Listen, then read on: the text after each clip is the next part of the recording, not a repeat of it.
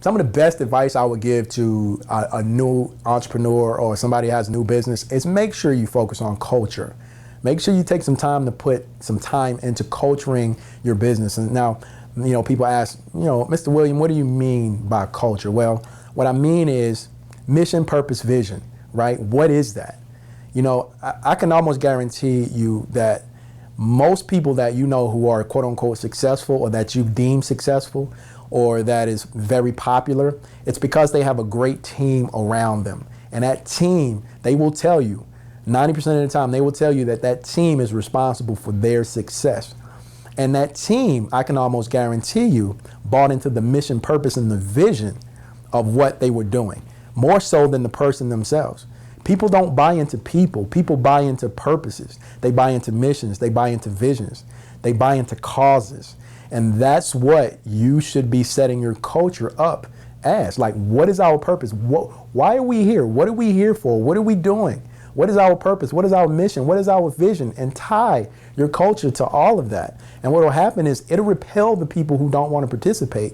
And you'll actually attract the best team that you can possibly have. Because the people who buy into that, not you, not what you do, but who buy into the purpose and the vision of what you do, those are the people who are going to be with you. Those are the people who are going to stay with you. And those are the people who are going to help make you the best person that you can be, along with making them the best people that they can be. It's all about cultivating culture. And so many people skip that part because they're so caught up in the bells and whistles of starting up a new company, the excitement, the money potential, all of this thing. And what they forget to do is sit down and say, hey, what do I want my business to represent? What do I want my business to mean? What are the key values of my business? What is our mission, purpose, and purpose and vision and objectives of our business? And then how are we going to create this environment that actually cultivates that actually represents that actually reinforces that? Because if you don't, guys, I can almost guarantee you one will exist. It will happen.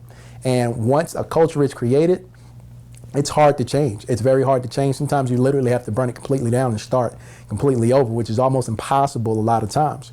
So my advice to students, and we do this each and every Monday when we have new classes and new people, the first thing we'll ask is, what does your business represent to your customers? What does it represent to your employees? And what does it represent to you?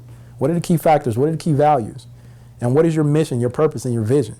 And take time to really understand what that is. Now, let's talk about how we're going to create an environment that will cultivate and create all of those things that you've just identified. And if you do that, I guarantee you're well on your way. Don't skip that part.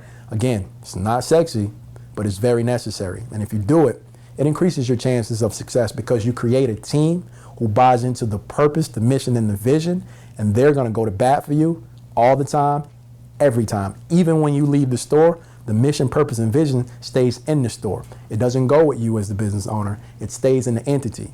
And now the people who are staying there, they work for that vision, that mission, that purpose. And anybody who is working against that, the store, the people will repel them. The people will make them leave. Not you, but the people. And that, in essence, is what you want. So teamwork and culture, focus on that.